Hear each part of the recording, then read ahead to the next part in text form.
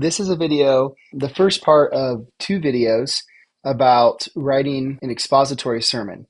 So the first video which is this one, goes through the process of studying the text, and the second video goes through the process of taking the work of studying the text and putting it into a sermon outline that you then use to preach.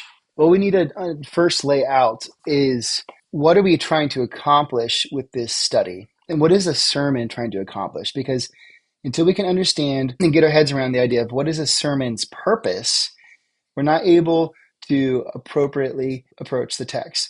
And so for me, I was trained to preach in the model called expository preaching. Now, if you're watching this and you've heard of that before, you have to make sure that you've actually heard of expository preaching. Expository preaching was first developed by a man named Haddon Robinson, and he wrote the book called Biblical Preaching. And here's this book, Biblical Preaching. This is the cover. There's 3 editions, and this book was the catalyst that developed the method of expository preaching. So expository preaching aims to pull out from the text one idea. And the whole idea behind this method is that a biblical passage can only communicate one idea. It has one main point the author is trying to communicate with you whenever they're writing it. And so the job of the preacher is to first exegete or perform exegesis on the passage. And then after they've uncovered the meaning of the original passage, then they translate that to a contemporary context, specifically if you're preaching at a certain congregation, to your congregation. So you communicate, what does the Bible say in this passage about me? That's the job of an expository preacher. So the first step in that process is studying the text and performing what's called exegesis. Now, exegesis is a word that you hear and you're like, what in the world is this? Exegesis, here's an article on Wikipedia. It's a critical explanation or interpretation of a text. That's pretty much what it is. It's basically this word that is related to a Greek word for to lead out. And so that's where the idea came from. I don't exactly know the details of how this word became popular, but basically over the last 300 years, humans have become more interested in studying the Bible in a more scientific way. And so we would apply a sort of scientific method to interpreting scripture, which means that you apply methods to it that can be repeated, and you draw conclusions that can then be shared with other researchers, and then they can follow your methods and they can try to uncover similar conclusions. And so exegesis is this broad term that refers to a very specific way of studying the Bible. And the goal of it is to uncover the meaning of the text. So that's what exegesis means. Now, there's another word you might hear called hermeneutics. Now, hermeneutics is a slightly different word, and these two ideas can be confused. Exegesis is sort of the broad term. You're trying to critically interpret scripture. So you're trying to have a very regimented approach to how you study it. Now, hermeneutics is the method and the methods that you apply to studying scripture. And so the method that I am going to be presenting in this video about studying scripture is a version of what's often called the historical critical method. And so you approach the text where you ask questions, you make observations, and it's all within the historical framework of the text. So you have to take in mind the history. You have to take in mind the background of the author. You have to take in mind the audience who is receiving the text. You have to understand the circumstances of that audience. If it was a city, like the book of Philippians, which was written to the city called Philippi, you have to ask yourself, okay, we think it was written in this time period. What was going on in Philippi? What kind of people lived there? What was the problems they were facing? What was the culture and the overall situation in the Roman Empire at this time? What was there? Which emperor was in charge? Like, what was the sort of temperature in the empire? Was it going well? There's a lot of turmoil and conflict. All of those things go into the historical critical method because you're being critical of the text, and all that is to mean is that you're curious about it and you ask questions. And whenever you come to a question that you know the answer to, you try to find the answer. And so, and you look here at this document I have right here is exegetical questions. What you do with a text is you start by making observations, writing down notes and questions. And then you find the most important questions that you need answered in order to understand the text. And then you try to answer those questions. And then this is when you have to have tools. They have to have different tools, and we're going to walk through all of this. So that's the goal of expository preaching: is to take an exegetical study of a passage using the historical critical method, and then translating the meaning of the text that you uncover. Because this is the other important piece. This method assumes that the author had a message, had something that they wanted to communicate to an audience. And this method assumes that in some way we can grab a hold of most of that intent, not maybe all of it. There's pieces we just will never be able to put together because we don't know the whole story. But we can go very, very far into saying we think this is what the author was trying to communicate to their audience. Now, there are scholars and there are hermeneutical approaches in today's world where people basically assume that you cannot know the author's intent. Or they would even say that the meaning of a passage of written text isn't even in the author's intent, the meaning is in the reader's impression. So you could say it doesn't matter what the author wanted to communicate when they wrote these words. That doesn't matter. What matters is what I think they mean. Now, as Christians, we're convicted that the Bible communicates something that was inspired by the Holy Spirit. And so we believe that these texts, the author was inspired to write them, and that there is a meaning that we can uncover through this process, and it has something to say to us. Now, it wasn't written to us because it's written to the author's original audience, but it could still be written for us because the thing about Scripture that makes it Scripture is that it had a broad application to the people of God. So this is the process. So I'm going to walk you through this process today of studying this passage. I'm going to be preaching from Mark chapter 5, 21 through 43. So the first step is you just got to read the passage. Okay, so I am going to put the passage up here. I use a program called Accordance.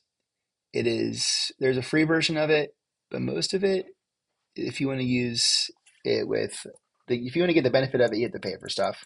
Everything you see up here has been paid for. I mean, in the free version, you might get like one translation. I don't know. Let's take a look here. Mark chapter 5, 21 through 43. So this is how it opens up. When Jesus had again crossed over by boat to the other side of the lake, a large crowd gathered around him while he was by the lake. Okay, so the first thing I want to note is this. I'm going to do this. Okay, so I'm going to ask this question. I have a question right here off the bat. Verse 21. I'm just going to say, Jesus again, and put that in parentheses, crosses over the lake by boat. So a couple of questions we need to ask. Okay, now this is the thing. You can't make assumptions. You just can't. Because when you make assumptions, you bring into a passage something that you might have heard or you just think, but you've never investigated. And that's whenever you miss things. So the best interpreters leave no stone unturned. Now, I do understand we're writing a sermon. We're not doing PhD research to publish a dissertation on the word, this word or that word or whatever, the stuff that the dissertations are written on. We're not doing that. So we don't have to have that level of scrutiny of the text. But good pastors are curious and they are careful, or I should say good preachers are curious and careful as they study the text. So Jesus again crosses over the lake by boat. So I just want to ask, what lake When did he first cross it? And it says a large crowd. A large crowd was present. I'm going to put this right here.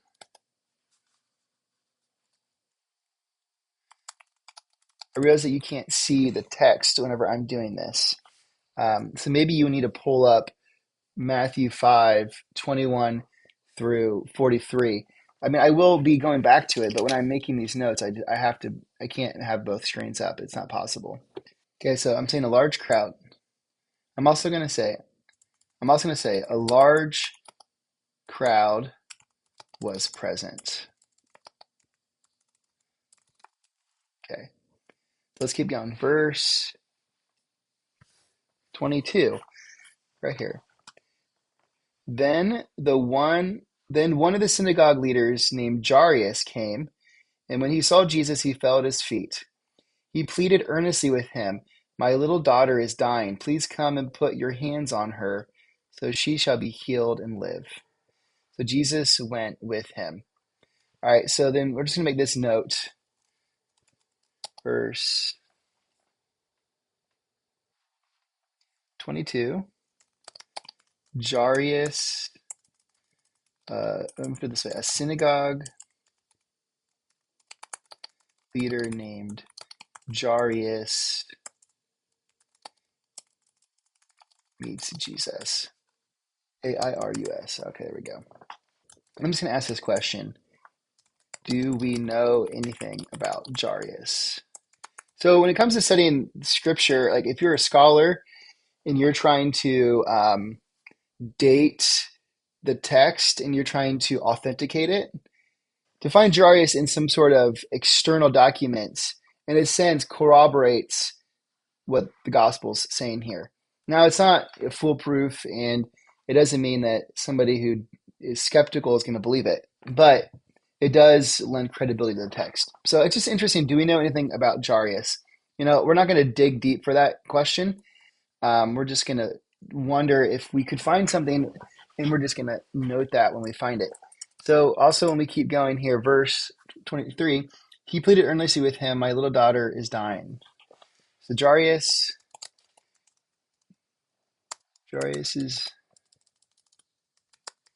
daughter is sick and near death.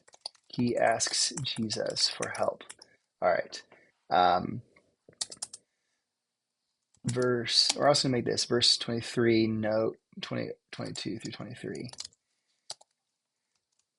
Jairus is a religious leader who is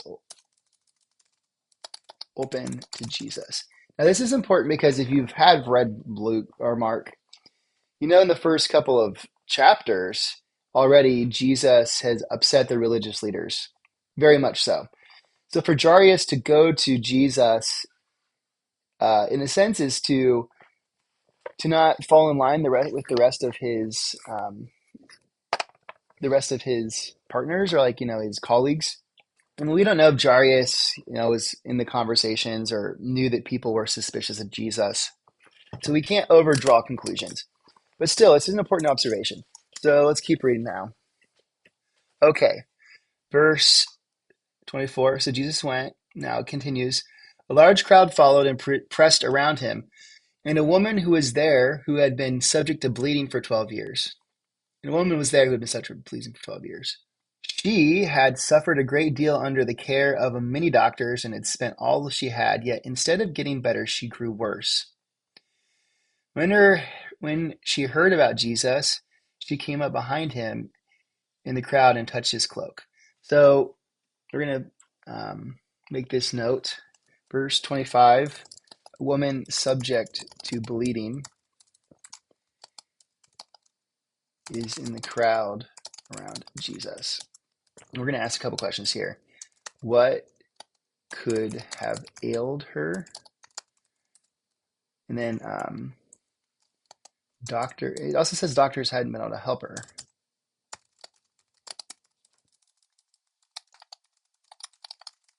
So here's the question. What sort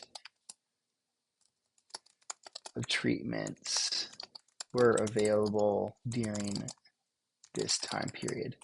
I mean, you just have to ask. This is the most important part of reading the Bible. This is really the key to exegesis, and specifically the critical historical hermeneutical method. You cannot assume that you know anything about the ancient world because the truth is we don't. We really don't. I mean, you know if you've studied it your whole life, you know if you have done a lot of even just research into the Bible, or maybe if you've sat under some really good preachers and teachers who do this work. But you cannot just assume. And even if you've seen movies or Jesus movies or any of that stuff, um, be skeptical. Now, some of that stuff they attempt to be historical. They talk to scholars, but still, you cannot assume that whenever you like read in the Bible about a boat, that you know what you should be picturing. What was the boats like then? I mean, it's not like the boats we have today, probably. Most certainly not. And in this case, like when we hear doctor, we have a very specific thing in mind. We think about people who, use the science of medicine to heal people and have pharmaceuticals, and they can do, surgery with anesthetics. So we cannot assume that because we reread doctor that we know what it means. So we just need to ask that question. And when you're preaching, what you're going to be doing is you're asking these questions. And then when you go to write the sermon, when you watch video 2, you're going to see this, that what I talk about in video 2 is, okay, so you've gathered this information and you're writing this sermon. You have to explain things to people so that the text becomes more clear, because you're trying to help people understand the text and then you're applying it to their life. And so there's a two-part: understand, apply, understand, apply. Sometimes you use illustrations. Sometimes you might need to offer a little bit of proof for a point you're making. But regardless, your main goal is explaining the text. And that means answering questions like, okay, well, you hear doctor, but what is a doctor? Explain it. And so when we're studying scripture, that's just what we got to do. So let's go back and keep reading. We're around ready for verse 26. When she heard about Jesus, she came up behind him in the crowd and touched his cloak, because she thought, if I just touch his clothes, I will be healed. Immediately her bleeding stopped, and she felt it in her body that she was freed from her suffering. Verses, I usually put two V's for verses. I don't know why. This is just my method at this point in my life. 27 to 29, we're going to do this. This woman had heard about Jesus, and she believed touching just his cloak would heal her.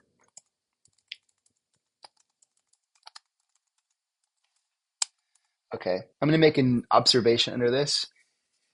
You wouldn't know this unless you've studied some of Mark, and I've studied Mark because this is the third or fourth sermon I've preached on Mark in the last couple of weeks. And earlier in the book of Mark, there's this presentation of the disciples in a boat where it's the well-known story of they're in the boat and then Jesus calms the water in the storm. Um, but there's a scholar I read, and we'll talk about scholars later in this video, who basically argue that passage comes down to faith over fear, and the disciples were afraid when they should have had faith. And we would often think, well, they must have been afraid and they didn't trust Jesus. But that's not true, because when you read that story, they actually did trust Jesus, because they asked him. They woke him up and asked him to help solve their problem. And so his thing is that, no, you didn't have faith to do what you could have done without me, which is to calm the storm, is what this scholar says, which is wild. But then he makes the comment about how there's all these stories after, from that moment on, about that. So I'm reading this story and I'm hearing, okay, so this is a woman who is been bleeding for most of her life. It makes me think of something else to say. A synagogue leader named Jairus. Okay, where's this woman? Could she have healed her? What sort of thing? Note. Okay, I'm asking a question because I know the answer, I think, but I need to make sure. Was continuous bleeding a problem, or was continued viewed as an impurity in ancient and first century Judaism? Because this is what I'm pretty sure is the case. Um, when you know the purity rules from the Old Testament, one of them was about when a woman's on her period, she's impure, which is just a category. Like, you touch a dead body, you're impure. Um, there's all kinds of things that make you impure, and the process to solve that is just to go to wash, and there's rituals involved. Um, Impurity isn't about sin; it's just about being clean versus unclean in this ceremonial sense in the Old Testament. But with this woman continually bleeding, not knowing exactly what necessarily the blood is, but I think it's implied that it's involved with her menstruation, and we'll confirm that later. Would she be continually impure? Because if that was the case, people wouldn't want to be around her because it would risk their purity. And in general, you stayed away from that kind of stuff if you're an ancient Jew. It's just the way that their culture was and what they did. So this would make her an outcast. She would be on the bottom of society. She would be sort of the bottom of the barrel. And now I'm reading this and I'm already thinking, is Mark setting this woman up as a foil? Now, remember, foil is this literary, I think. Okay, so we're thinking about like if you ever took literary theory. Okay, so foil in literature, I'm reading this from Wikipedia. In any narrative, a foil is a character who contrasts with another character. Typically, a character who contrasts with the protagonist in order to better highlight or differentiate certain qualities of the protagonist. So, a foil is a character that's put into a story to contrast with another character. So, in this sense, Mark is writing a gospel. We believe these things really happened, but he still is crafting his gospel in a certain way. So he's putting these events together, possibly chronologically, possibly thematically, maybe a combination of that as he tells the story of Jesus. And so is Mark setting this one up to be a foil as a foil for the disciples? Their lack of faith is contrasted with her great faith. See that? This is what you have to learn to read. And this is the big thing about exegesis also. Like in another approach to hermeneutical approach would not be the historical critical method, would be sort of a literary critical method.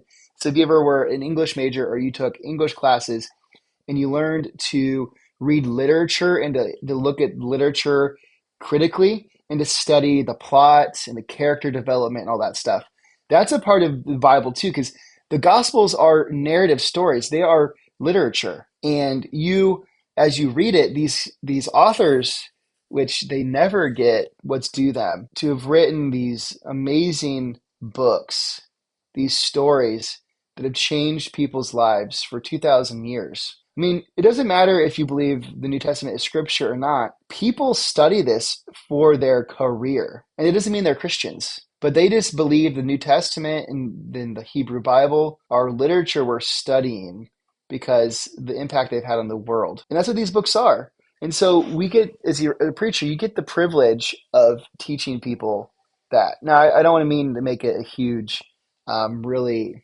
intimidating task, but we don't want to underestimate the power and the responsibility that comes with teaching the Bible. So that's why we're careful. And that's why I'm making this video to help us to be careful readers of the Bible. So their lack, not their lake. I don't know what happened there. Anytime you see me make a typo or spell a word wrong, just assume that I am a terrible speller and I'm constantly using autocorrect, and sometimes it corrects to the wrong word. And sometimes I think that the word's right because I don't look that closely and it's spelled wrong and I don't recognize it because I'll find it later. I am a terrible speller. Let's keep going now. Verse 29. If you hear thunder, it is storming outside right now. Okay, verse 30. At once Jesus realized that power had gone out from him. He turned around in the crowd and asked, "Who touched my clothes?" "You see the people against you," his disciples answered, "and yet you can ask, 'Who touched me?'" But Jesus kept looking around to see who had done it. I'll just say this. The disciples in the Gospels just don't look good. Because, I mean, why are you lecturing your rabbi like this? I don't know. You see the people crowding against you. His disciples answered, and yet you ask, who touched me? But Jesus kept looking around to see who had done it. Then the woman, knowing what had happened to her, came and fell at his feet. Trembling with her fear, she told him the truth. He said to her, daughter, your faith has healed you. Go in peace and be freed from your suffering. So I'm going to just put in here right here again. Verse 31. Okay, verses 30. Jesus notices right away that someone touched him. Verse 31. The disciples don't take him seriously. Question why he'd be surprised to be touched since they are in the middle of a crowd. Okay, so we're just going to put this down here. Verse 32. Jesus felt power leave him. All right, it's just an observation. So now we're down here to verse 33. The woman acknowledges what she has done. Now verse 34. Jesus commends her faith. I'm going to again. I'm going to put here again. Again, contrast against the lack of faith of the disciples? Question mark. We're going to keep going now. Verse 35. While Jesus was still speaking, some people came from the house of Jairus, the synagogue leader. Your daughter is dead, they said. Why bother the teacher anymore? Overhearing what they said, Jesus told him, don't be afraid, just believe. So I'm going to just carefully note verse 35. Jairus here receives word that his daughter has died. Verse 36. Jesus tells Jairus to not be afraid, just believe. Don't be afraid. Just believe. All right. I'm just going to put a note under this again. Again, faith contrasting lack of faith. Note here Jesus says, don't fear. Call back to the storm and boat story, question mark. That's the story I just mentioned. That story happens, and it's about fear versus faith. So Jairus now, uh, here's another question. Is Jairus also a foil for the disciples? That's a real question. I mean, I think the answer is yes. Obviously, it's these characters who are supposed to be, less accepted. So the religious leader who Jesus had already had run-ins with and is sort of a negative character in the gospel for this at this point. And then also this woman who is an outcast, beggar, probably homeless, husbandless, jobless, penniless. She has more faith in the disciples. So these characters, there's a theme developing. Overhearing what they said, Jesus said, don't be afraid, just believe. Okay, verse 37. He did not let anyone follow him except Peter, James, and John, the brother of James. John, the brother of James. Okay, so those James and John are brothers. And then there's Peter. When they came to the home of the synagogue leader, Jesus saw a commotion with people crying and wailing loudly. Okay, so 37, 38. 7. Jesus takes Peter, James, and John with him to the house. you could ask this question: why doesn't he take all of his disciples? I mean, I obviously don't know if that's an important question to ask, but you said you could ask it. Verse 38. When they came to the home of the synagogue leader, Jesus saw a commotion with people crying and wailing loudly. Okay, so when he gets there, verse 38, at the home, people are mourning. Okay, that's just what you do. Let's ask this question. What was mourning, not mourning, like morning, but mourning, like morning. What was mourning like in the first century? We're maybe going to answer that question. We're maybe just not going to. Okay, verse 39. He went and said to them, why all this commotion and wailing? The child is not dead, but asleep. But they laughed at him. Interesting that you would laugh after a child had died. I'm not doubting at all what the Greek says. I just think it's an interesting word choice. Verse 40. Verse 39, Jesus tells the mourners the girl is not dead. Does he say she's sleeping or is that a different story? Yeah, but asleep.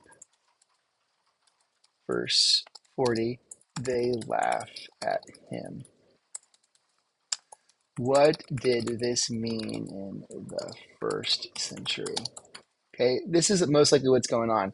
It's called an idiom. You know, idioms, like I could say it's raining cats and dogs outside right now. And it is raining, but not cats and dogs because it's not raining hard. Not hard enough to be cats and dogs. But we all know what I'm talking about, right?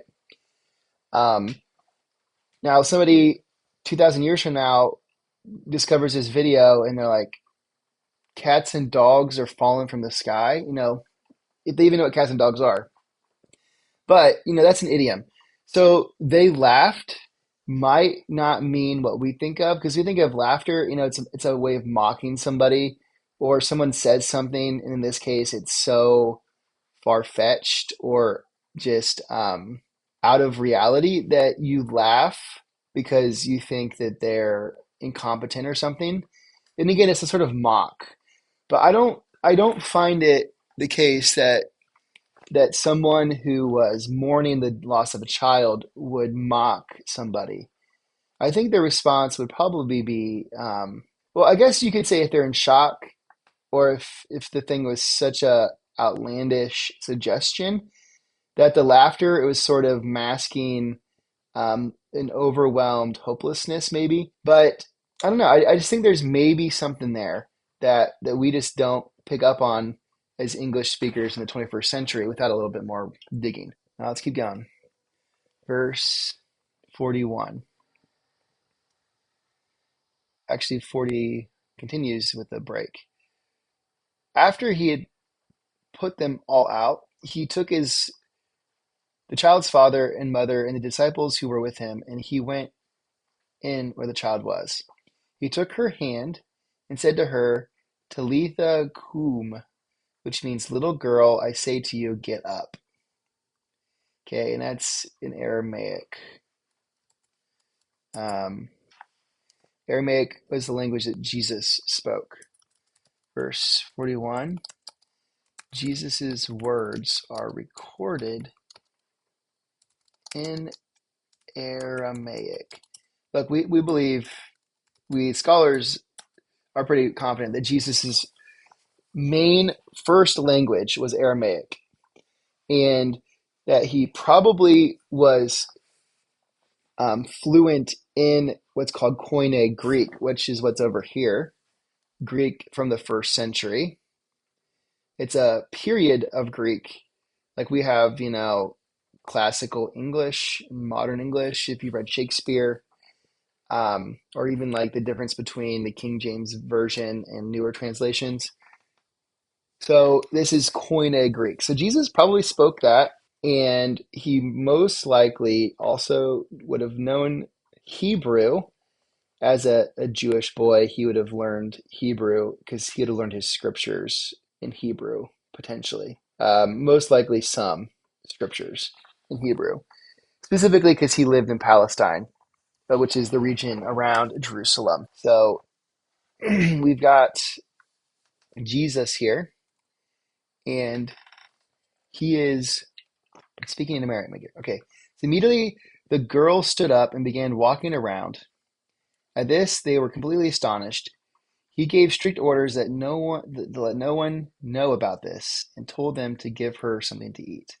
So we're going to do this. Verse 42, the girl gets up and is healed. Okay. I'm going to do this. Is this a resurrection? Okay. And I don't know the answer to this. I know it's not a resurrection. This is an important distinction whenever we talk about Jesus bringing people back to life versus when Jesus was risen from the dead. This girl was dead, and I do believe that Jesus restarted her heart, restarted her different body systems, reanimated her brain, and all of her life. But what he didn't do was resurrect her, which is what happened to him when his body was transformed and changed into what will be the bodies we receive after the resurrection. This is an important Christian distinction. So the word that is used to describe what Jesus did to this girl is called revivification. He revived her, but she's revived, and the other parts about being human continue in the sense that she can get sick again. Her body will slowly age and it will not work as well. And one day she will die again. Resurrection is restored bodies that remain whole and complete without the effects of sin and death to be free to be with Jesus. That's the difference. So you just got to say that when you're preaching because people are going to be like, well, wait a minute. We talk about Jesus as the first fruit of the resurrection. We talk about how one day we'll all be resurrected. Is that what Jesus did for these people?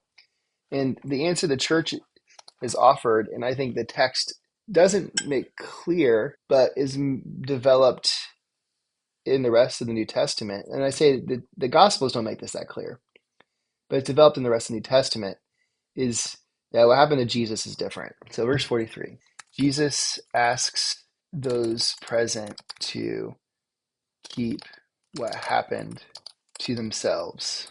Question, why didn't Jesus want this story shared? This is there's notoriously Mark has this thing called the Messianic secret, where throughout the book Jesus is asking people not to talk about him. Now, of course, what's ironic about that is there's people who do talk about him, and even though he's asking, the crowds keep building. So it's just this feature to the story that scholars have observed, and I tell it to you because it's there. Then we have to ask, well, why? Because it's weird. Okay, so now we have to go through and we have to figure out what questions do we need to answer in order to understand this story. So I think the first question we need to answer is this: is Mark putting an emphasis on the faith of the bleeding woman and Jairus against the lack of faith and fear from the disciples? I think that's the important question to ask. That's the exegetical question. And then we might need to also answer, I mean, for me, that's the big question, but we might still answer, like, what was medical care like there? Care. What was medical care like in the first century? And then we might ask another question. What sort of ailment did the bleeding woman suffer from? And how did it impact her life? Okay. So I think those are good questions for now. If some other questions come up, what was morning like in the first century. I'm going to write these two. Why did the mourners, what does it mean that, what does it mean that the mourners laughed at Jesus? All right, so when it comes to these questions, think about this: who, what, where, when, why, how. The questions of a good journalist: who, what, when, where, why, how. Those are the questions that you want to prod the text with. And when it comes to exegetical questions, um, you ask those questions as part of your discovery of the text. Is Mark putting emphasis on? So I also want to ask, where was Jesus coming from and going? I mean, it's just because if you remember that opening line, he is said to have crossed back over the lake. Okay, I think that's a good list of questions. So now we're going to go through the process of answering these questions. So the first thing you look at is the literary analysis. Okay, now sometimes I preach from the lectionary, so then what I'm doing is called the lectionary analysis, where I'm looking at all of the different passages from the lectionary for that week. Now, if you're preaching the Revised Common Lectionary, and I will make a video separately about preaching on that at some point.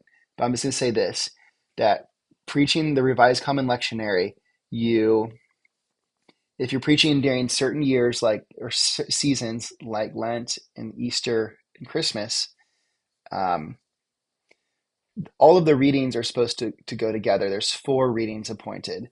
There's an Old Testament or historical reading. Sometimes it is actually from the book of Acts. There is um, an epistle, which is from the letters of the New Testament. Epistle just means letter. There's a gospel reading, and then there's a psalm, and the psalm is supposed to be a response to all of the passages for that Sunday. This is in those specific years or the specific seasons.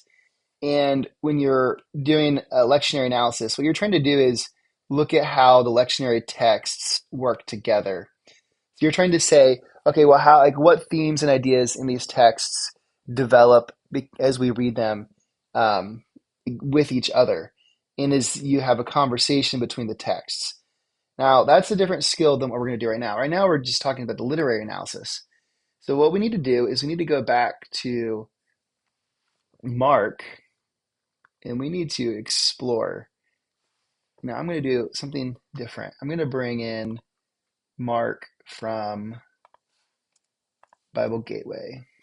Okay, so here's Mark. So we're starting, and we're going to try to take in the story. Let's do this, Mark 1 through 5, 6. That should give us all of it.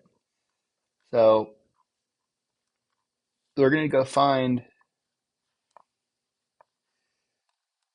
chapter 5. Now, I do this, but be cautious using the headings, okay? The headings aren't part of the text. The headings have been added by the translators. So they put the headings in and they wrote them. Same with the verse numbers. Like they put the verse numbers in. So people might disagree with where they're supposed to be. So here's our story. 21. It's actually one big section. Jesus raises a dead girl and heals a sick woman. Okay. So that's what happens. So when it comes to looking at the context, we're going to be looking at what happens. Okay, so this is 21. And this is our story. It's one huge passage. Now, when it comes to looking at the context, we're going to look at what's before and a little bit after it. So before, Jesus restored a demon-possessed man. All right. Is there anything about faith in here?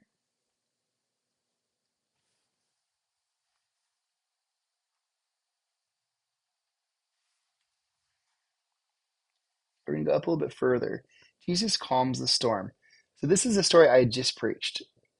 So in this story, um, they were on the Sea of Galilee near Capernaum, and it says that he wants to go to the other side. So this answers one of our questions. One of the questions was, um, where was Jesus coming from and going? In the early part of Mark, Jesus was in Capernaum. So, in the early part of Mark, Jesus was in Capernaum. In chapter 4, I know this because I just looked at it when I preached earlier, this in a couple of weeks ago. Chapter 4, Jesus teaches along the shores of the Sea of Galilee. So, the Sea of Galilee is this big sea. The Jordan River flows from it to the Dead Sea, and it's part of um, what creates this divide between Palestine and other areas over there. So the Sea of Galilee is where they were at, and Jesus is preaching from the shores of the Sea of Galilee. Then at the end of chapter 4, they set sail to the other side. Now let's look and see if the text anywhere in here tells us where they go. Right here, they went across the lake to the region of the Gerasenes. So that's a region, I'll be honest, I don't know what that means off the top of my head. So we need to put this down. Um, they landed in the region of Gerasenes. So I'm just going to quickly show you how I answer a question like this. Um, so I have over here on my accordance this InterVarsity Press's New Testament background commentary. This is just a commentary written by a guy named Craig Keener, and all it talks about is um,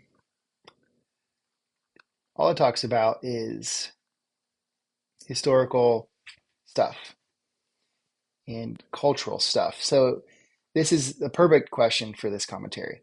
So right here, 5:1-20, Jesus could bind the strong man no one else could bind. Okay, that's just something he's referencing. Now here, 5:1, here's the verse again.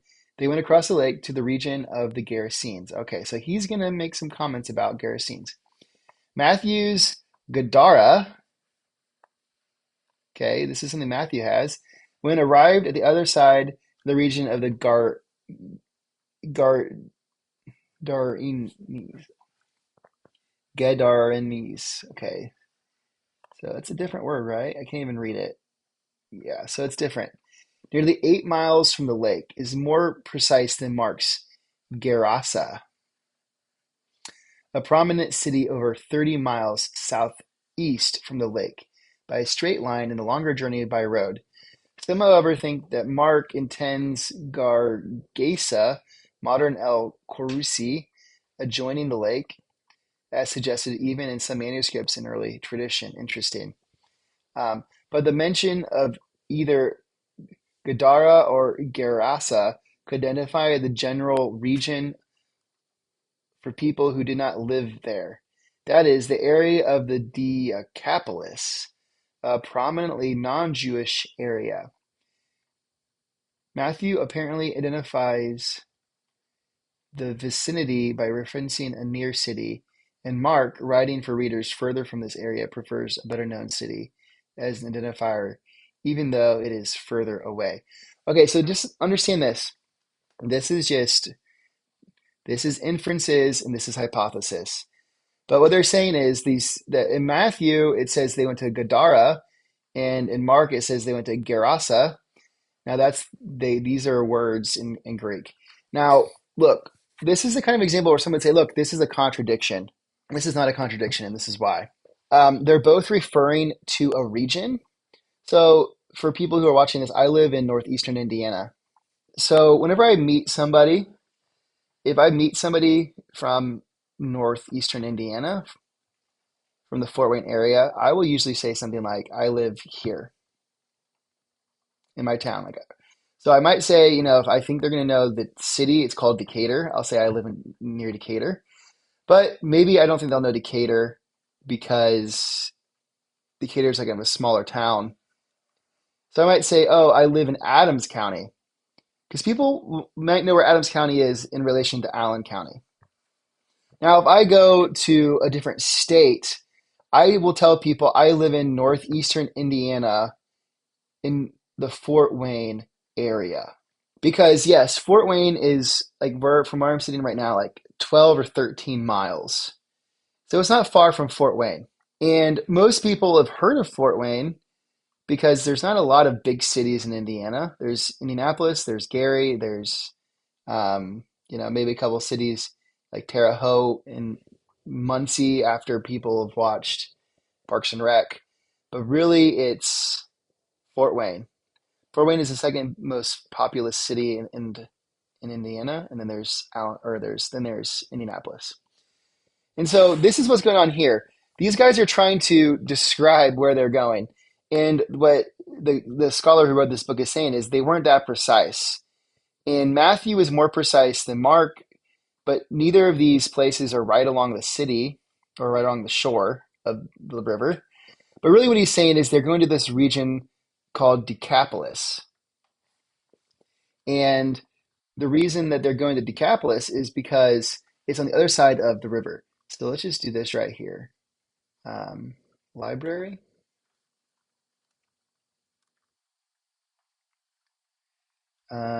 Atlas. We're going to pull this. I feel like I usually use green and blue. This one's good. So then the green is land, the blue is water. Pretty simple. All right, we're going to go over here. Here's Palestine area. We're going to change this to um, New Testament sites. That's just the names that's going to be on here. We're going to change this to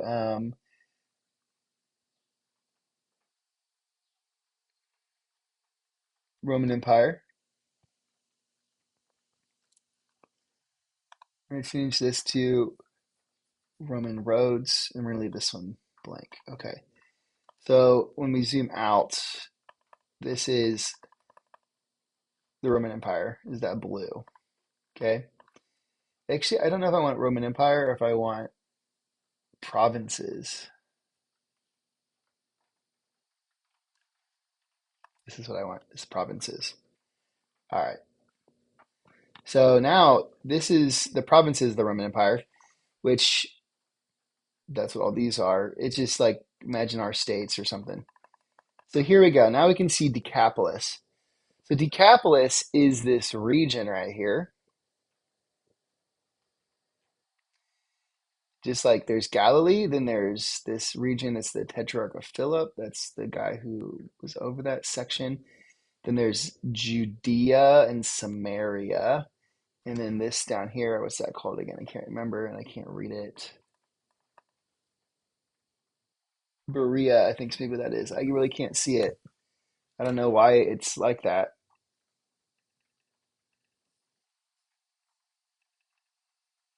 Perea, there we go. That's what it is. I had to click on the dumb thing to see it. Okay, that region is, I don't know if ever mentioned in the New Testament. Okay, so here's Decapolis. So now we're going to zoom in and we'll have some cities pop up.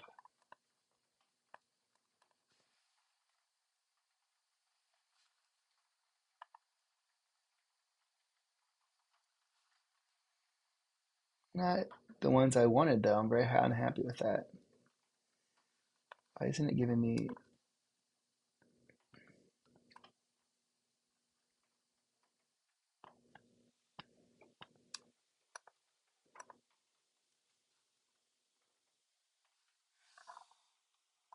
Roman roads with sites? Let's do this. Hopefully that'll give us more cities. Yes, it does. So here is Capernaum. So this is the Sea of Galilee. So they sail across, and it says they land in the region of Gadara. That's right here. See that? Now, Keener had already told us that that's still pretty far away. Prominent Decapolis city from Pompey's time. So there's some information about it. Okay, I'm not going to read that right now. Now let's see if we can find this other city they're talking about.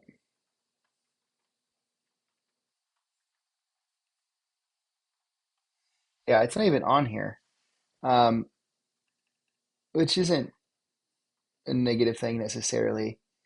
This atlas is not exhaustive, and there might be a way to get more cities. I guess all sites. I really don't want to do all sites because it's going to give me like everything. It's going to give me everything that they have in here. I guess we could try it.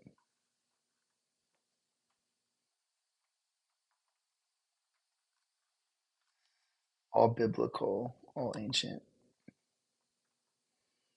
Yeah, that just added some from the new, mostly from the Old Testament. Um, and all biblical is just going to remove some. It's not going to add what I'm looking for. So, so yeah, this city, it's not even in here, um, or it's under a different name. Maybe it's this one,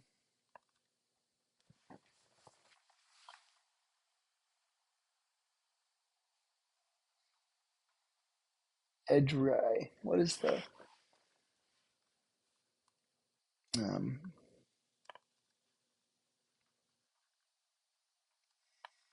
I just really wonder if like there's a city right here that's not on the map because there's all these roads that cross there. Doesn't really matter. What we're looking at right now is that using the Gerasenes, um, or in the province called, or the um, D, or the Decapolis area.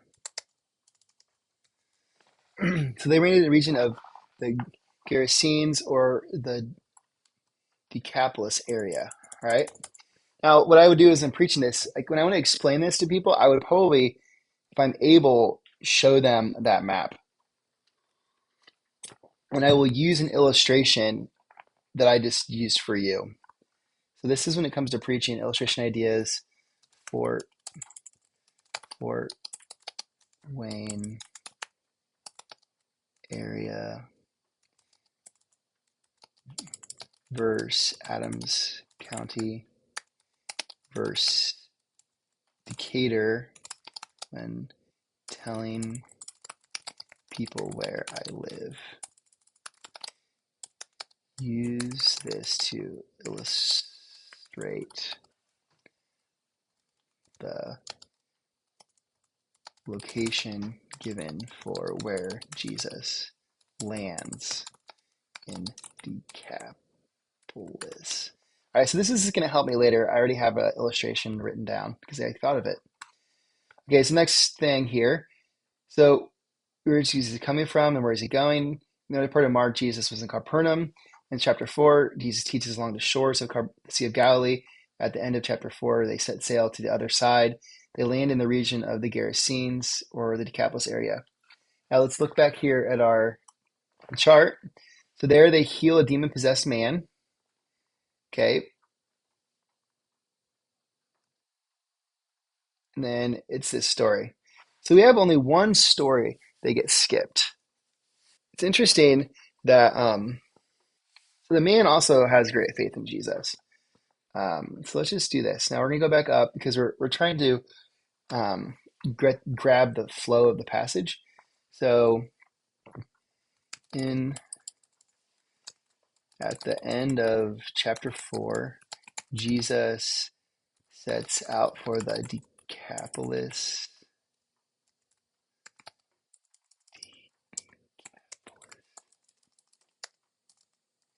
Sets out for the Decapolis area. He lands near the region of the Gerasenes. He lands. He casts out demons from a demon-possessed man. He is said to have a legion of demons. The man believes in Jesus, and the news of his work spread throughout the Decapolis region. So notice that his message is spreading. Jesus then heads back over the Sea of Galilee, presumably back to the region of Galilee. I mean, there's nothing to say otherwise. And Galilee was all of that region. So Jesus goes back to Galilee. Then we encounter our current passage. After this passage, because it's what's before and after passage, Jesus is rejected by Nazareth, his hometown. Okay, so he gets rejected by his hometown. Then Jesus sends out the 12, and they do great things in his name. All right, so the analysis, this is just helping bring into focus a couple things. So I'm going to put this.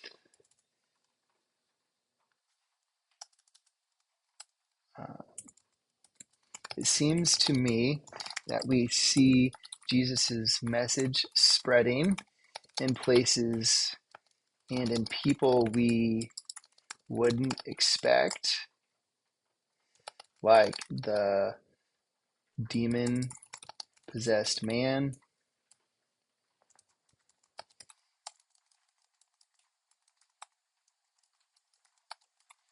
the characters in the current story, and the great response Jesus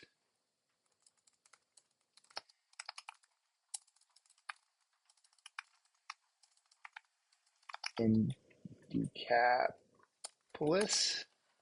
Remember, it's a Gentile region. It's a region that Jews didn't go to, that didn't want to hear the story of Jesus, but they are more receptive than the Jewish people. The story and the great response to Jesus in Decapolis. Seems to me that we see Jesus' message spreading in places we wouldn't expect, while the disciples struggle to have faith in Jesus, and his own town rejects him. Okay, we're going to stop there with the literary analysis.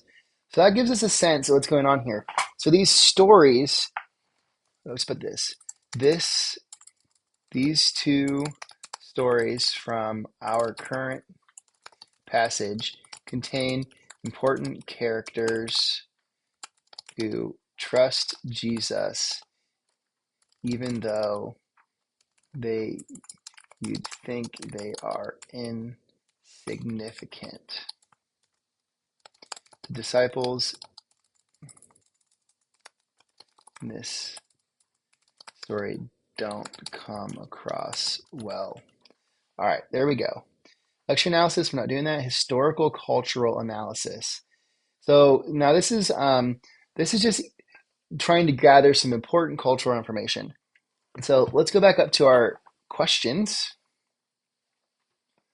Um, what sort of ailment did the bleeding woman suffer from, and how did it impact her life? Almost certainly, should be able to answer this question from this section. What was the medical care like in the first century? Maybe we can answer it. Um, what was mourning like in the first century? Maybe we'll answer that. What does it mean that the mourners laughed at Jesus? Maybe we'll answer that. Potentially all of these questions, because they're all historical, cultural context questions, can be answered. And then this one is just the one we're going to answer at the end. So let's go through. Now I'm going to pull up again my Craig Keener commentary, and we're going to do 5:21 through, what is this, 41? 43. This passage includes two cases of reversing cleanliness. Oh, okay. That's interesting because I guess death is unclean too. A woman with a continuous flow in a corpse. So here's some references you can go to read about why those are unclean. Even after the flow stopped, the first woman could be counted unclean for 7 days. The dead girl was even more unclean, so that one who touched her contracted purity for a week. All right, those are just details. So the first 4 verses here, what he says about this. The precise duties of the rulers of the synagogue probably varied somewhat from one place to another in the empire to another. Sometimes the title designated simply benefactors, people who gave money, perhaps to honor them, so they got that title because they gave money. But elsewhere, they were the chief officials in synagogue, perhaps not unrelated to their social influence. Wealthy, powerful in both places. Virtually always, they were prominent members of their communities. Jairus' daughter had been a minor until that year, and on account of both her age and her gender, had little social status apart from her family. One would fall at the feet of someone for much greater status, or protest oneself before God. For this prominent man to humble himself in this way before Jesus was thus to recognize Jesus' power in a serious way. So interesting. Let's just make this observation.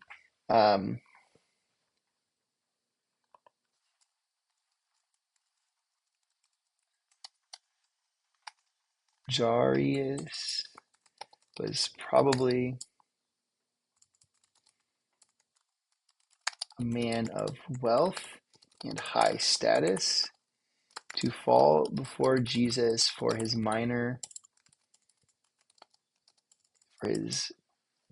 daughter was a great act of both faith and humility. And this is important, actually, because it adds context. I'm going to bold this so I don't forget to look at it later. Okay, let's keep going. This woman's sickness was reckoned as if she had a menstrual period for all month long. It made her continually unclean under the law, a social and religious problem on top of the physical one. See, this right here is answering our question. Sometimes this condition starts after puberty. That were true in her case. A common ancient life expectancy for about 40 years, the 12 years that she had been ill, she may have spent even half of or all her adult life with this trouble. Since she could not bear children in this state, the Jewish men often divorced women who were incapable of bearing. This woman probably had never married or had been divorced and remained single. In a society where single celibate women could not easily earn much income, the illness affected virtually every area of her life. There you go. That's what you need to know to realize that she was in a bad place.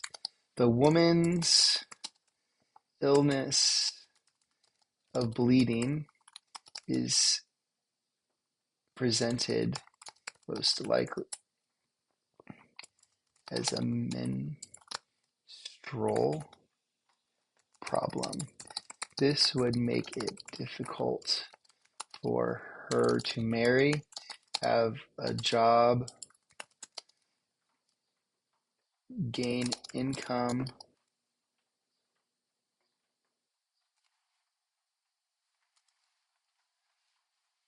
or be accepted in society. It's likely that this had affected her for most of her adult life. Okay, that answers all our questions. So let's go up here and just write this down. What ailment had her ailment is most likely continuous menstrual bleeding. This would have made life very difficult. I'm not going to put all the details again. It's already down here. Okay. Although some remedies were genuinely empirically based, okay, so this is talking about medical care. Empirically based is our medicine. They do tests and then they repeat what works. Many practices of both Jewish and Gentile physicians in biblical times were no more than superstitious remedies. Think about some of the stuff we have today, which not surprisingly often proved ineffective, yet were expensive. Although many physicians in the Greek world were slaves, Palestinian Jewish sources suggest that physicians of Palestine had ample income. Some Palestinian Jews were skeptical of physicians' value. Yes, because they would usually just sell you snakeskin oil, right? Is that what the phrase? And take your money. There was not a lot of medical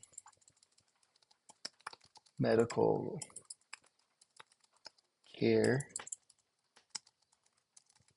available. Most was not evidence-based and didn't work.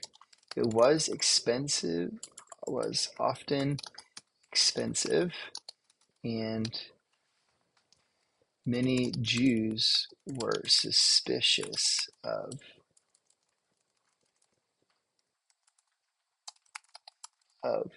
doctors. There we go. Now we have an answer to this question. Mostly superstitious.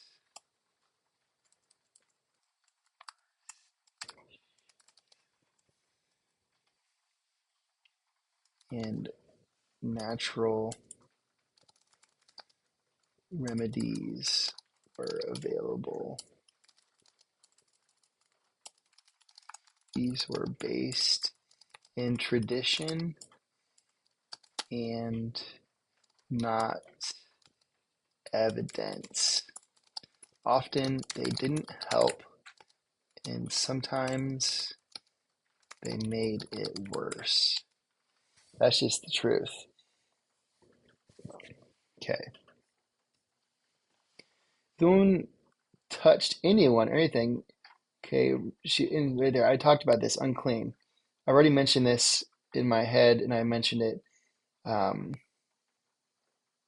Some uncleanness was unavoidable, but it was inconvenient to fulfill the required bath, and men avoided uncleanness when they could.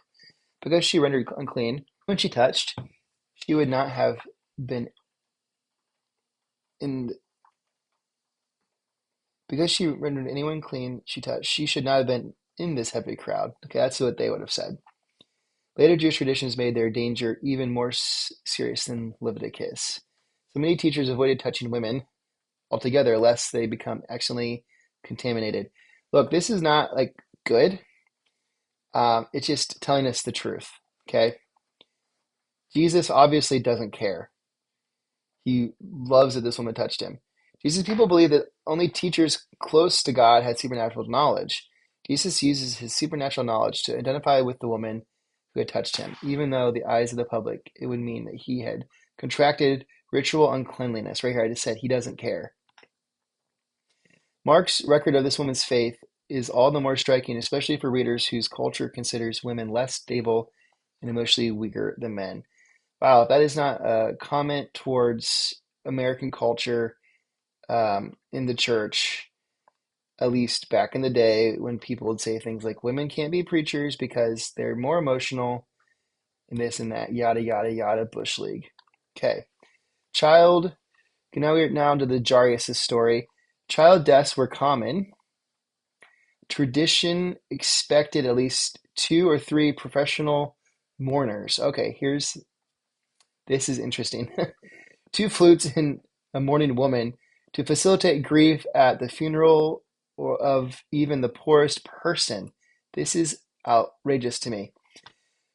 More mourners would assemble at the death of a member of a prominent family like this one. Because bodies decomposed rapidly in Palestine, mourners had to be assembled immediately upon someone's death. And in this case, they had gathered before word even reached Jarius that his daughter had died. Messengers were normally dispatched immediately to bring parents or spouses the sad news. So that's pretty wild, okay? So that answers none of our questions.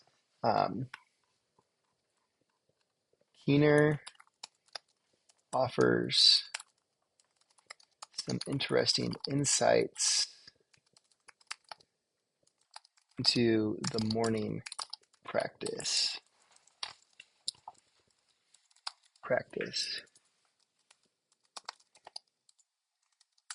It was common for professional mourners and flute mourners to be hired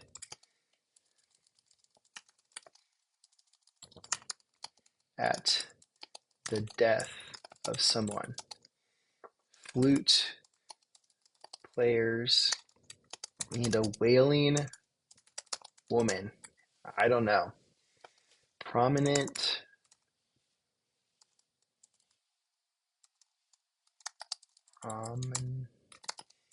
I told you I can't spell. Like Jarius would have even more people gather. All right, so that just tells you.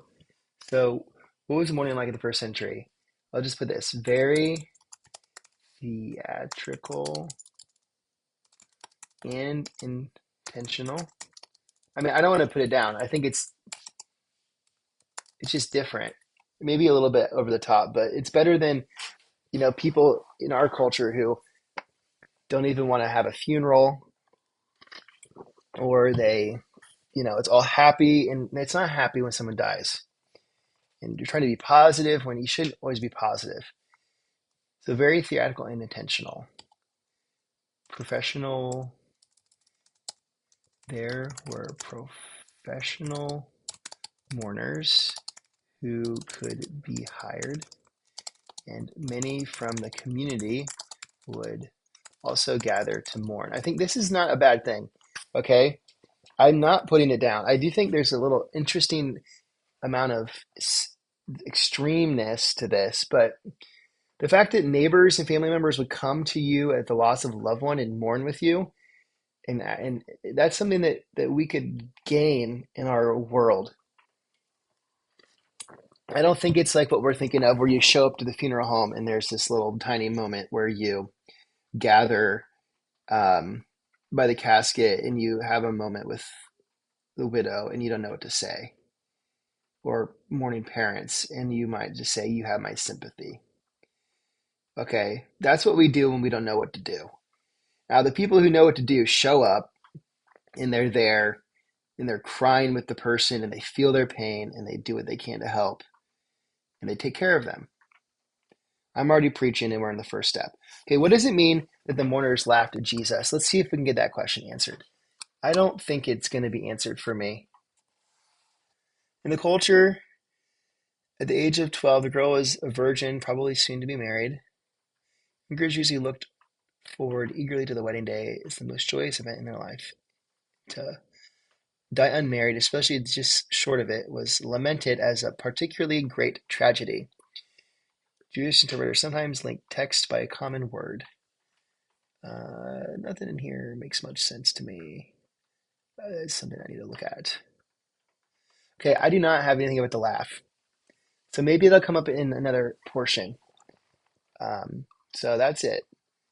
So that's historical context evidence. Okay, there's other sources that you can find information from, but I got everything I needed without having to go to those sources. Um, I recognize if you're doing this, you don't have access to Keener's book. For one, it's not that expensive. If you're going to do this a lot, you should buy it. It's totally worth your investment. There are other resources out there. Your local library, a source called Hoopla might actually have Keener's book. I haven't looked.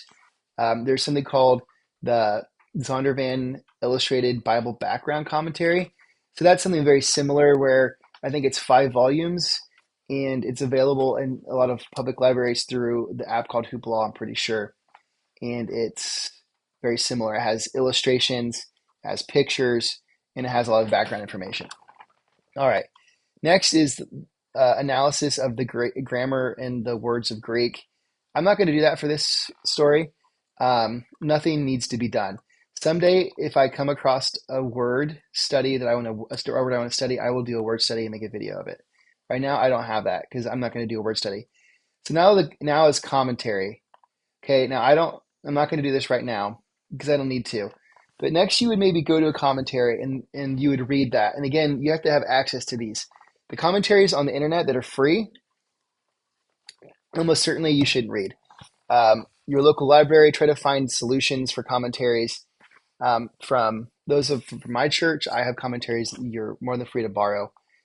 Maybe if you're a different church, your church might have commentaries. Maybe your pastor would let you borrow one. Maybe you live close to a library that has a Christian school or a library that has a biblical studies department. I mean, a lot of universities have religious department, but like a school that's for sure more like a seminary or a Christian Bible college is going to have a lot more commentaries than something like a state university. I mean, I'm assuming. Now, I would imagine a state university would have something, but if they don't have a department that really demands a lot of those resources, they might not have as many as other departments. And also a lot of big seminaries, and they might have schools of theology, or like a lot of bigger universities might have schools of theology on their campus with separate libraries. So you just got to know where to look and do some research. So now we're going to do what's called the exegetical outline. So this is the big moment. All right, now we are going to do the exegetical outline. So the exegetical outline is the moment where you start to formulate what the passage is about. And like I said, remember, the whole idea of exegesis is to be able to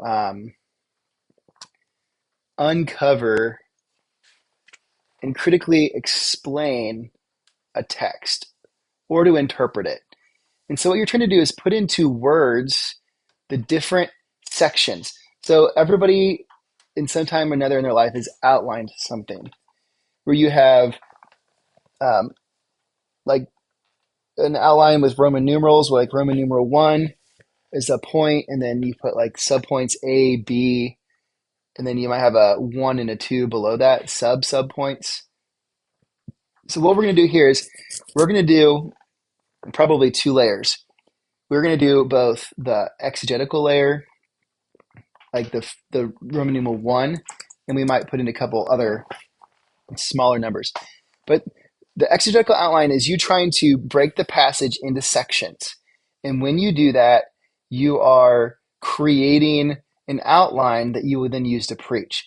And so when I think about this story, it's interesting because it starts this passage with Jesus meeting Jairus. But then Jairus is interrupted by the woman who touches Jesus. So you almost have like the opening scene, then you have the scene of the interruption, and then you have the conclusion to Jairus' story. And so the way I think of it is there's going to be 3 sections. And so what we need to do is we need to find the verses from each of those sections. Uh, and, and then we're going to summarize in one sentence, one complete sentence. So don't just like put a thought down or a couple of words, put a complete sentence down. You're going to come back to this later and you're going to want to remember what you were thinking. You're going to put in complete sentences what you like, how you summarize each of those. So for this, I'm not going to put the passage up on the screen. You're going to have to just you're going to have to follow along with the Bible. I'm sorry for that, but it's not easy for me to put the passage up on my little screen and then also write. Um, so I'm looking here at 5:21. So let's start there. Mark 5:21. I'm using the NIV translation. Use whatever translation you want, but if you want to be able to follow along with me and not get lost, that's just what I'm using. So 21 starts, when Jesus was had again crossed over by a boat to the other side of the lake, a large crowd gathered around him while he was by the lake. Then one of the synagogue leaders named Jairus came, and when he saw Jesus, he fell at his feet. He pleaded earnestly with him, "My little daughter is dying. Please come and put your hands on her so that she'll be healed." So Jesus went with him. So we're going to put this. Jesus arrives again in Galilee. I mean, we're making an assumption. It doesn't say that, but based on what's said later, I think that's where he's at. Arrives in Galilee. A man named Jairus.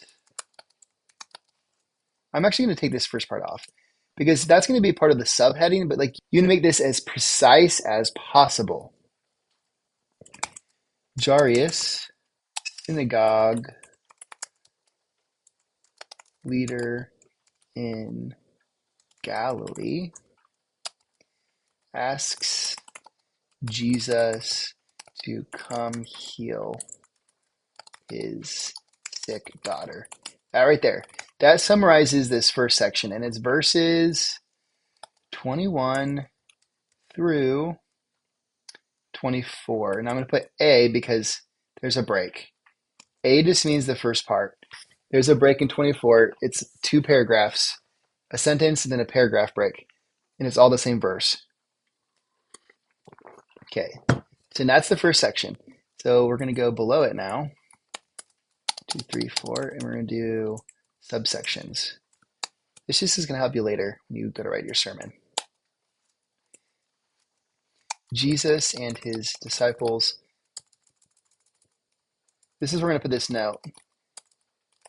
Travel back to Galilee from Decapolis on the sea, or just by boat.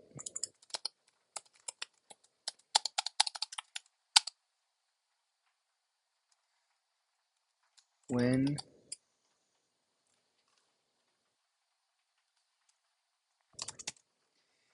they arrive, uh, synagogue leader named Jairus asks Jesus to come heal his sick daughter.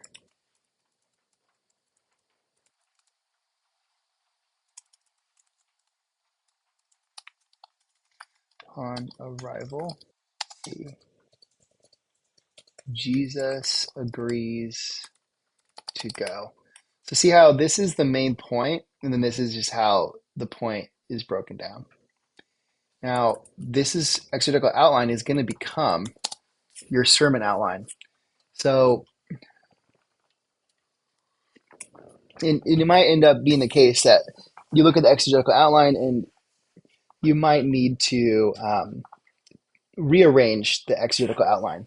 That's perfectly acceptable if you feel like it still is true to the text. But that's more part two, which you watch that, you'll see. Okay, so 24b is where we start. A large crowd followed and pressed around him, and a young woman.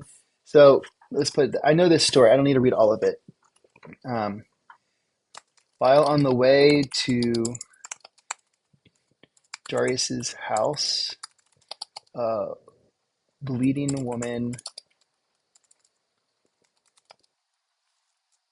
I'm going to take this part out. I'm going to make it real precise. and then we'll add that in the subplot. A bleeding woman touches Jesus' cloak to receive healing. That's verses 24b through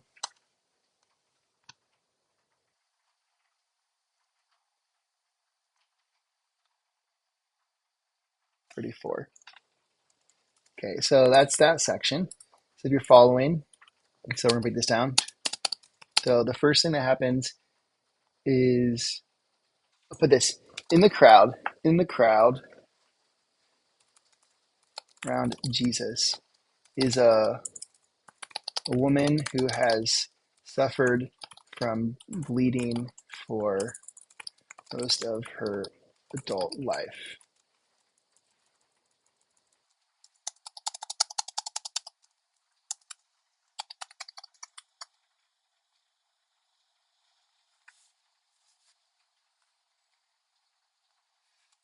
And she heard about Jesus.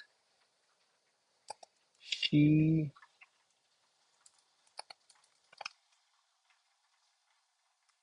had faith that just touching him would heal her.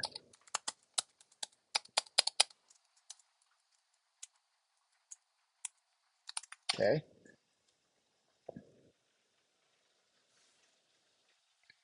When she touched him, she was healed. This is a long story. This is going to have a lot of.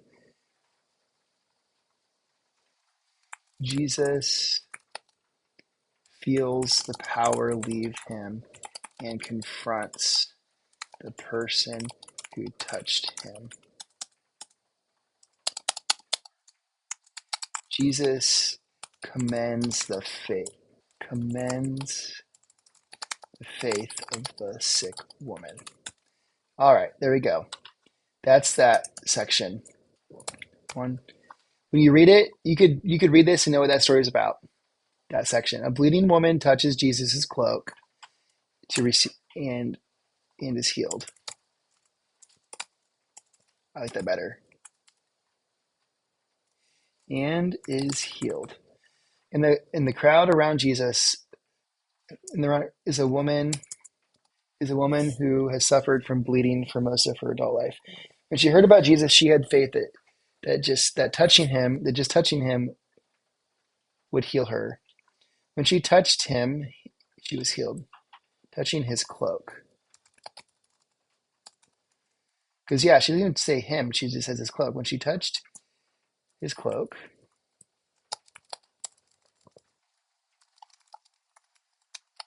she was healed. Okay. Now 1, 2, 3. Now the last section, Jesus revives Jairus's daughter. Daughtr. Let's see what the heading says for this. Raises Jairus's daughter from death. Raises, but not resurrects. I don't know. We're just going to make sure we designate that when we come down to it. And so this is verses 35 through 43.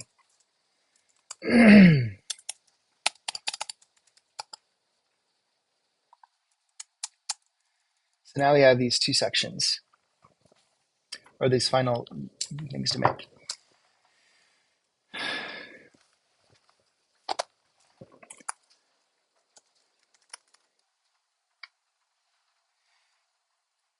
Messengers bring Jairus the news that his daughter has died. Okay? Jesus tells Jairus to not be afraid, but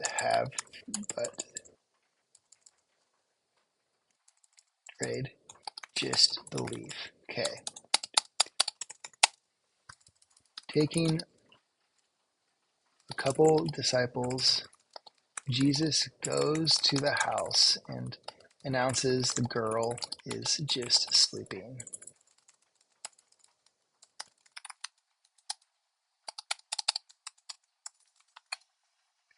Jesus raises her from the dead, and she is fully revived. Because like she gets up, she's no longer sick.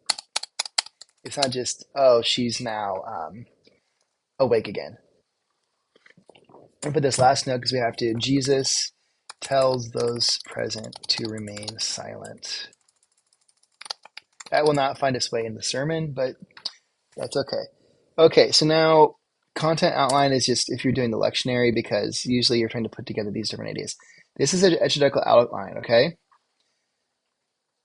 So what we did was we looked at the story and we broke it into sections, what I would call movements of the story, and then we summarize those stories with a complete sentence, and then you just fill in the sub spots. Because when you come back in later, you can take these verses and you can put them in the right categories, and that's how you build your sermon.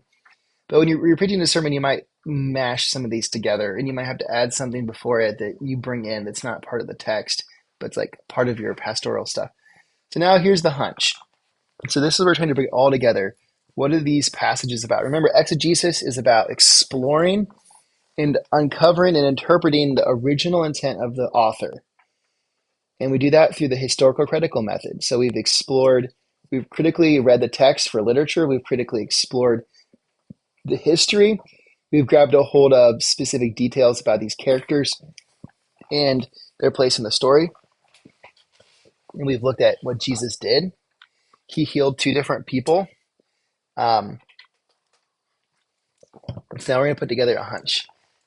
In this passage, we see several different themes coming together.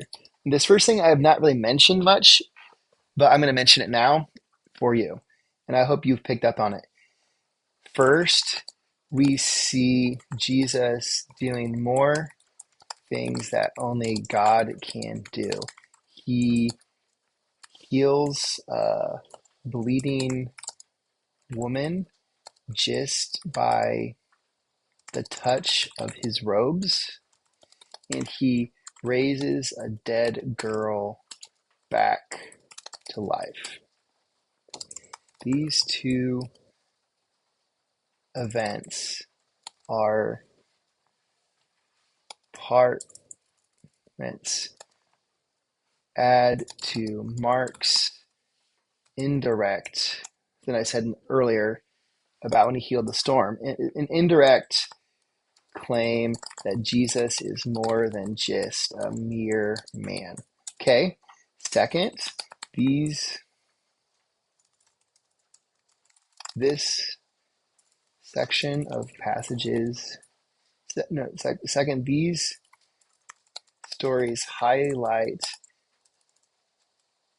the faith of unexpected characters.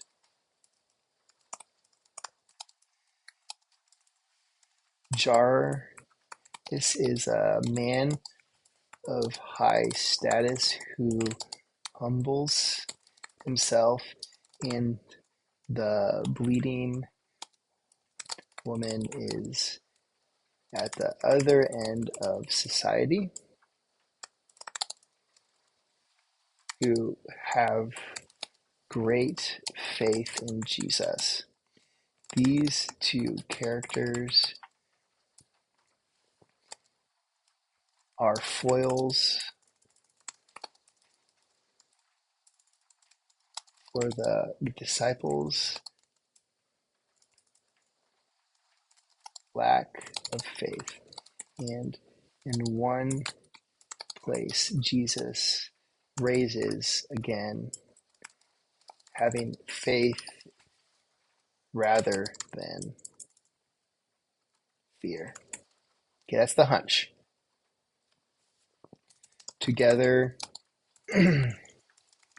This pushes us to see who Jesus is and how we ought to respond to him. That right there, I think, is part of the key. Okay, so now we're going to do the sermon specs. So the last part of sermon writing, sorry, the last part of sermon research is taking all of this stuff you've just done and then putting it into an actual sermon information. Now, if you watch the second video, I talk about the sermon specs and I give them a little overview, but now we're going to develop them. We're going to write them. Okay. So the first thing is the scripture passage, which we already have. It's Mark 5:21 through 34. Now it's a subject. So the question is, you ask, what is this passage about? That's the subject. Okay. And then the complement is what the passage says about the subject. So I'm going to be honest, this is a little bit trickier for me because as you saw there, there's sort of two pieces. There's the piece of Jesus, but then there's the piece of the response. So this is maybe the question that we should ask. How should we respond? No, how should people respond to Jesus when they encounter him? Okay? Because remember, it's about response. The disciples respond one way in different places. The religious leaders have responded one way. People in Decapolis had responded to the healing of, or the casting out of the man with many demons in chapter 5 earlier in this section. And now it's the people responding. And then after, if you remember when we looked at the context in chapter 6, there's the response of Jesus' hometown to him where they reject him. So how should people respond to Jesus when they encounter him? They should respond with faith, not fear. Okay, now last week I preached about the section where there's the calming of the storm. And that one, it was about in difficult times. Here I have my big idea. Here's my sermon. Challenging times require faith, not fear. Okay. But now this is different. I mean, I guess you could say it's a challenging time, but it's more, who do you trust Jesus to be? We're learning more about him, and you have people who have never even met him and only heard about him who are so convinced that he can solve their problems and that he has come to make and bring them a better life. Okay. So now the exegetical idea, this is a 1 to 2 sentence summary of the passage. So we've done all of this work. We've done all of this work right here. We've done all of it. We've now outlined the passage, and now we're trying to say, what is this passage about? I've been editing this video, and I realized that I missed something important. When I'm talking about the exegetical idea right here, everything I'm about to say is right. And everything I said before this is right. But what I forgot to say was that the best way to formulate the exegetical idea is to take the subject and the complement and to put them together. And maybe you're going to put them together and add more words, and you're going to flesh out, but the subject and the complement combine in some way to make the exegetical idea. When I make the video here, I do not make that clear at all, and that needs to be said, because when you are doing the work of coming up with the subject, what is this passage about, and then you're doing the complement, well, it's about this, and this is what it says about that, that becomes the exegetical idea. And I'm sorry I missed that and didn't make it clear whenever I was originally making the video. So hopefully this clears it up, and now you can go back and watch what I'm going to say. Okay, and so I think it's about this. When we encounter Jesus, let's put it this way. This passage pushes the reader to think about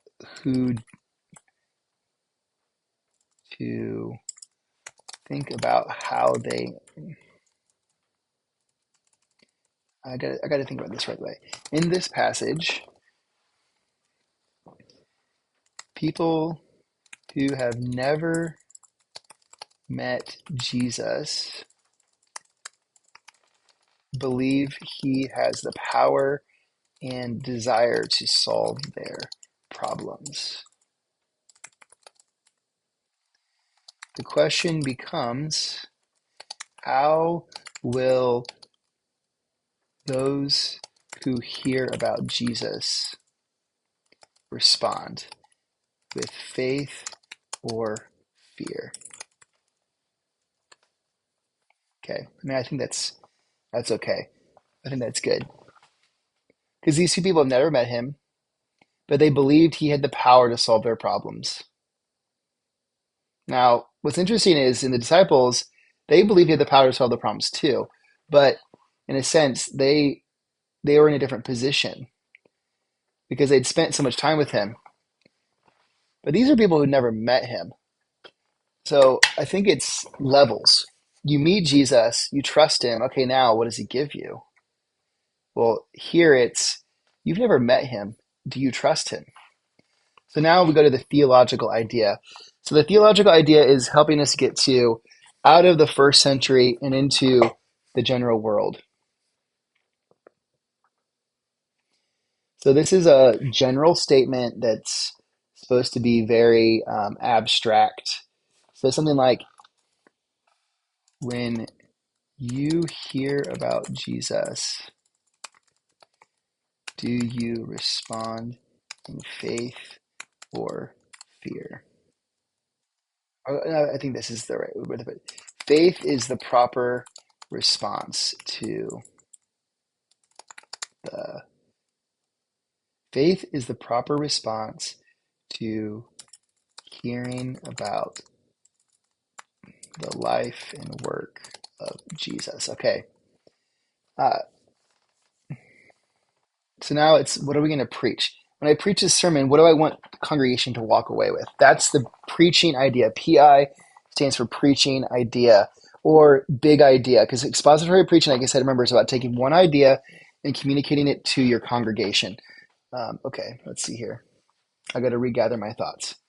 Um, so the preaching idea is this idea that you've done all this exegetical research, you've uncovered all of these things, and then you want to put it into a sermon to preach to people. So what is it that we want people to walk away with? That's what we're thinking about. What is it that I want them, and it's not what I want them to hear, but what I believe God is saying to them from this passage. It's almost as if this story contrasts the previous one, I think, because these people came to Jesus to solve their problems. And so it's almost as if certain problems we can solve and other problems Jesus will solve.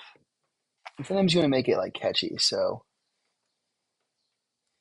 when in need, do not fear, for we know Jesus is near. I don't know. When in need, do not fear, Jesus is near. I put for this, no, Jesus is near. Because these people, they weren't afraid. They just knew he was there. And I think, I like this. I might change it, but for now, I'm going to leave it this way. Okay, so now the FAQs is just frequently asked questions. This is a way that you preach. So I said usually it's explain, it's usually apply, illustrate. Okay, straight. Now the purpose statement is the purpose of the sermon, the that you're just trying to get into your into writing as you process.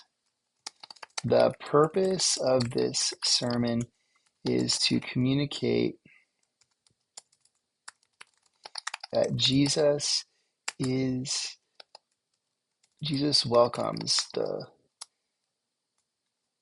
faith of people in need. While the previous sermon pushed us to think about what Jesus has already given us, this passage does encourage us to trust him. The Christian life seems to be a balance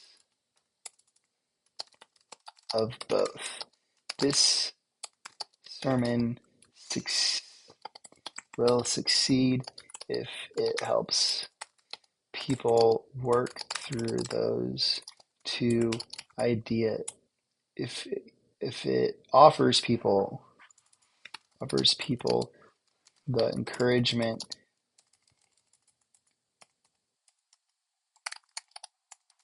to go to Jesus with their problems and trust he wants to help them.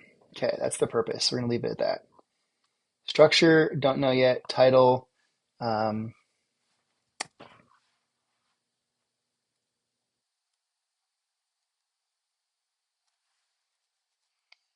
don't want blind faith because I think bold faith.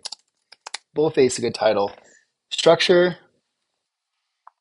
when in need, do not fear, but know, trust, Jesus is near. Trust, Jesus is near. I'm trying to think of the best way to do this. Trust, Jesus. I might end up tweaking that, but that's what I've got for now. Bold faith, that's the title. Structure, I will decide that.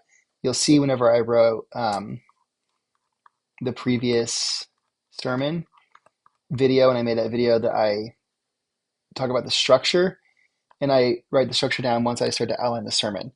So this is the end of this first video. So now we've taken a passage and we've studied it. We have done the historical critical method of hermeneutics to uncover exegetically the meaning of the passage. And we've formulated it into an outline.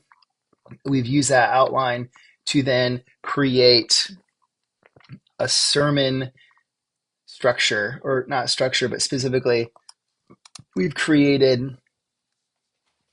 what we think the passage is about, and then we've developed that into a type of something that we can preach about. So, like I said, this is the first video of two. And the second video is about the process of writing a sermon. And so in that video, you take the sermon outline, this exegetical outline up here, and you turn it into a sermon outline. And I will say it is not from this research. It's from a different sermon I wrote last week.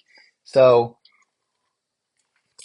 you will not see this sermon get turned into, this outline turned into a sermon, but the process is always the same. In a sense, you'll get exposed to a different set of ideas, and that would be good.